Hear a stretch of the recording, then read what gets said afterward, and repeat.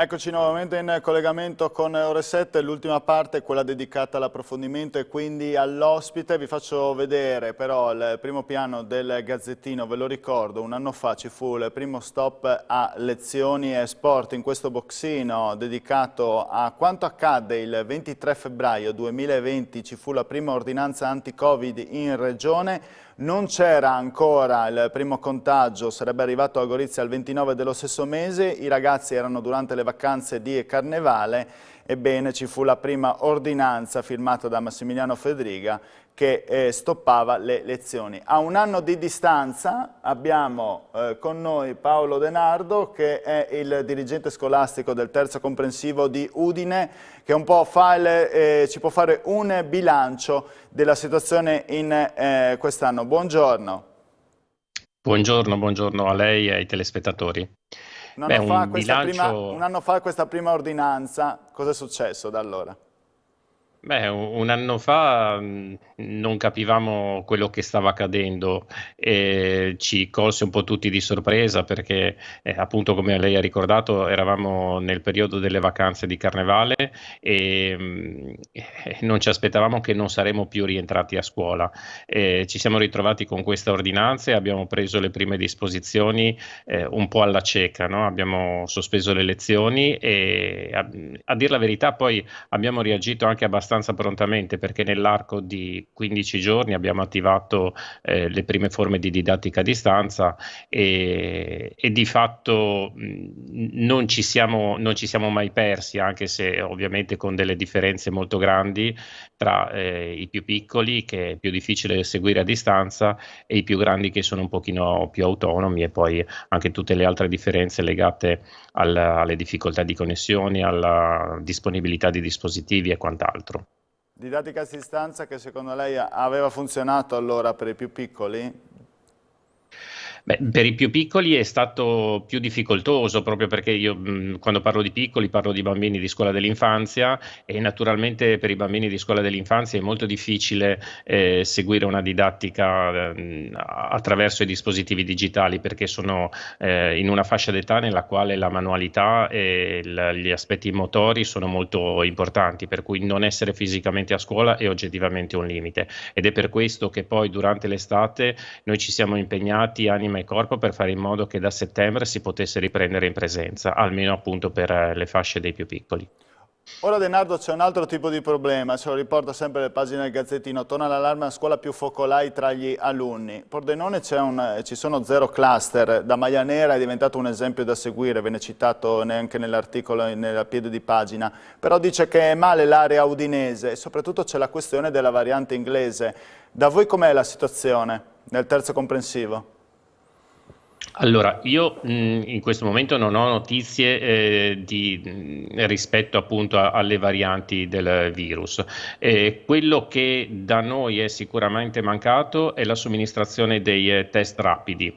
Io credo che sia questo uno degli elementi che a Pordenone ha reso migliore la situazione, perché fare dei test rapidi significa diminuire le quarantene e quindi le sospensioni delle lezioni, cosa che invece da noi è capitata ed è capitata più volte. Io prima di mettermi in collegamento con voi ho fatto una breve ricognizione delle sospensioni che noi abbiamo dovuto disporre dall'inizio dell'anno ad oggi e si tratta comunque di una trentina tra sezioni di scuola dell'infanzia e classi della primaria e della secondaria che per periodi più o meno lunghi, ma insomma che vanno da una settimana a 2 settimane, hanno visto sospese le lezioni.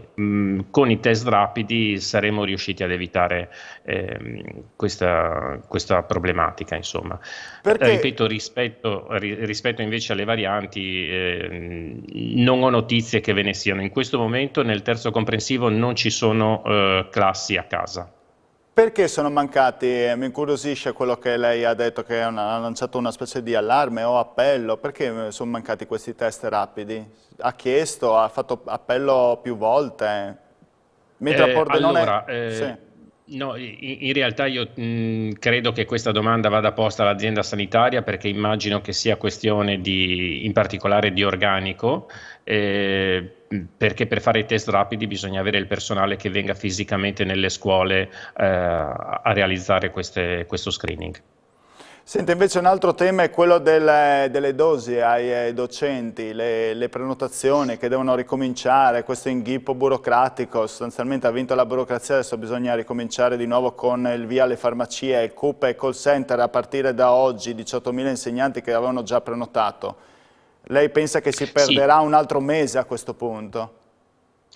temo di sì. Temo che questa vicenda nasconda ancora una incapacità che abbiamo di far fronte alle situazioni di emergenza, perché il problema che è stato posto della privacy è sicuramente un problema importante, ma non dobbiamo dimenticarci che non stiamo vivendo tempi ordinari. Sarebbe stato molto più semplice, do anche dei numeri. Nel mio istituto ci sono circa 200 dipendenti.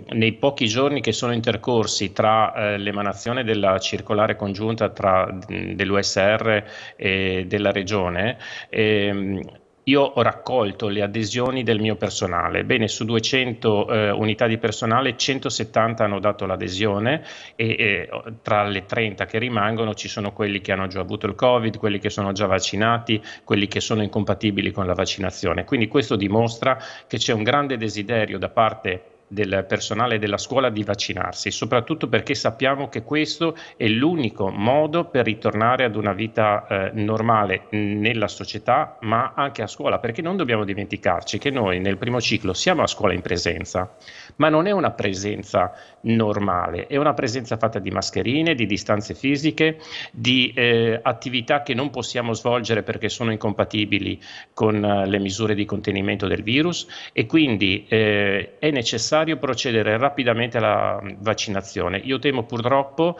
che con il sistema che giocoforza abbiamo dovuto adottare i tempi si allungheranno.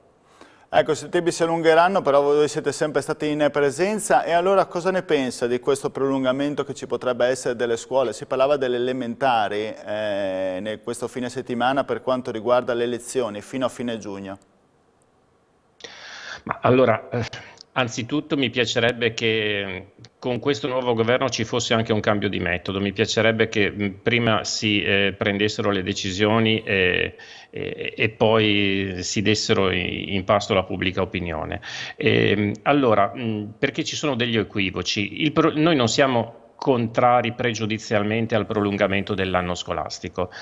Però, come abbiamo ricordato, le scuole del primo ciclo sono sempre state in presenza, quindi non vedo il motivo di questo prolungamento. Ma ci sono altri discorsi un pochino più complessi da fare. Ho delle perplessità, ad esempio, sul messaggio che viene veicolato ai ragazzi. Sto pensando in questo momento ai ragazzi delle scuole secondarie. Cioè, noi stiamo loro dicendo che loro in questo momento stanno perdendo del tempo. E non è così, perché soprattutto nelle scuole della nostra regione, che sono scuole che godono anche di condizioni di favore, i ragazzi stanno facendo dei percorsi sicuramente interessanti e certamente perdono dal punto di vista della socialità, ma non sono così convinto che perdano dal punto di vista dell'apprendimento. E se questo comunque è, deve essere valutato attraverso due canali. Uno potrebbe essere quello dell'Invalsi, che potrebbe somministrare magari a inizio del prossimo anno scolastico dei test per verificare quanto effettivamente e se si è perso qualcosa dal punto di vista dell'apprendimento. E soprattutto dovrebbe essere data la responsabilità alle autonomie scolastiche, che sono le uniche che sanno che cosa è accaduto in quella scuola, perché ci sono delle realtà molto diversificate sull'intero territorio nazionale, ma anche all'interno di una regione come la nostra, dove ci sono delle aree coperte dal digitale, che quindi rendono più facile la didattica digitale integrata, altre che invece sono più in difficoltà da questo punto di vista. Quindi io credo che soluzioni uguali per tutte, uguali per tutti non siano funzionali. Grazie Denardo per il suo intervento, peraltro lei ha focalizzato l'attenzione, tante volte pensiamo agli insegnanti, abbiamo parlato dei docenti, parliamo dei genitori, ma in verità le persone su cui si ripercuote questa pandemia sono soprattutto i nostri ragazzi. Ci piace pensarli un po' più spensierati e meno con diciamo anche imbavagliati con le mascherine, anche se in questo momento sono ovviamente fondamentali anche il distanziamento, però nulla può sostituire la socialità, immagino. Certo, concordo con lei e purtroppo ci sono dei segnali non positivi da questo punto di vista, nel senso che non voglio lanciare allarmismi, però ci sono delle situazioni che noi stiamo verificando di aumento di disagi psichici tra i ragazzi, fobie scolastiche, sonno irregolare. Ai ragazzi manca soprattutto lo stare insieme. Io penso soprattutto alla fascia preadolescenziale e adolescenziale, che è la fascia nella quale l'incontro con gli altri, il formarsi di gruppi di coetanei è fondamentale per la crescita. E per questo dico che bisogna procedere velocemente con le vaccinazioni, perché senza questo noi non ritorneremo ad una vita normale e sì lì a recuperare quello che abbiamo perso, che ripeto non è tanto la dimensione dell'apprendimento quanto quella della socialità e della crescita educativa dei nostri ragazzi. Peraltro approfitto solo per chiedere quest'ultima domanda, curiosità, anche dal suo punto di vista personale, forse sarebbe stato meglio vaccinare i ragazzi magari un po' prima in questo calendario vaccinale, visto che è stato vaccinato fino adesso il 3% della popolazione, si rischia di andare ben oltre il settembre quando c'erano questi termini. Sì, questo è un discorso complesso che credo debba essere fatto insomma, da chi ne sa più di me, però nel mio piccolo io ad esempio avrei fatto una scelta anche all'interno del personale della scuola di privilegiare quelle categorie che sono più esposte. Penso in particolare alle insegnanti di scuola dell'infanzia e alle insegnanti di sostegno che hanno a che fare con bambini che per età o per condizioni di altro tipo non usano la mascherina e non mantengono la distanza sociale.